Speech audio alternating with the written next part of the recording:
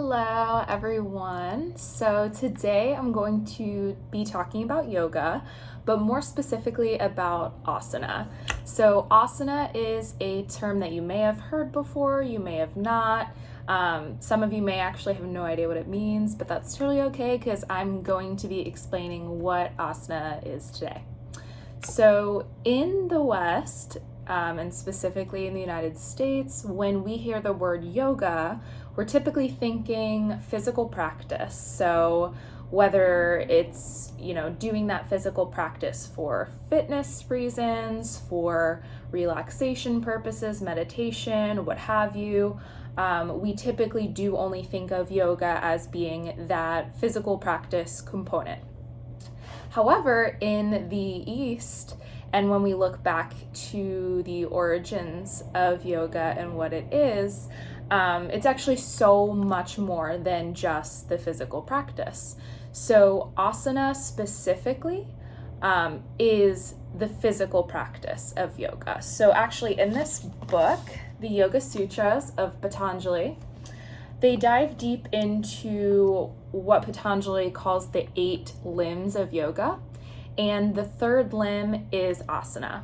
So that's actually the only physical related limb of the 8. So that means that 7 of the other 8 are actually not physical. They're kind of mental. So I'm only going to talk about asana today, but just keep in mind yoga is so much more than just the physical, and I'll dive deeper into those at a different time. So asana, what it actually translates to from Sanskrit is seat. So kind of going back to the origins of what yoga is and what asana is and how that plays into the other limbs of yoga. Asana was kind of meant for preparing the body for meditation and for diving deeper into oneself, into one's true nature. So it's all about connecting to the divine, connecting to the source, the universe, whatever you want to call it. And this was the practice used to prepare your body to be able to connect in that way. So it's all about finding balance between comfort and stability. So in every single pose that you do, you should be both comfortable and stable. That doesn't mean that some of the poses aren't uncomfortable at times, but that's the goal of the poses. It's to make your body both strong enough and soft enough. Strong enough, so there's poses that we do, asana poses, that are all about strength, but also about softening. And you'll often hear yoga instructors in classes talk about this strengthening and softening and lengthening and softening. So every pose that we do on our mat, all of that is asana. So when you go and take a yoga class, that is an asana practice. And some yoga teachers might refer to it that way, others may not. But the important thing to remember is that asana itself isn't the end goal. It's the means to the end when we're talking about these 8 limbs.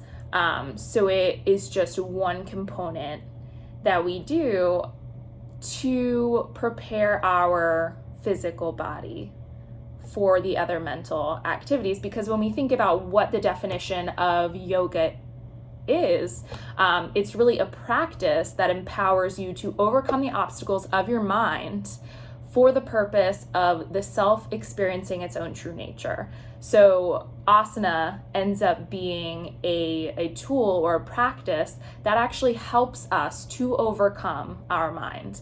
If you've ever taken a yoga asana class, you've probably experienced a time when you are either in a pose for a very long period of time, or you're in one that your body just particularly doesn't like or isn't too familiar with, and it gets very uncomfortable sometimes.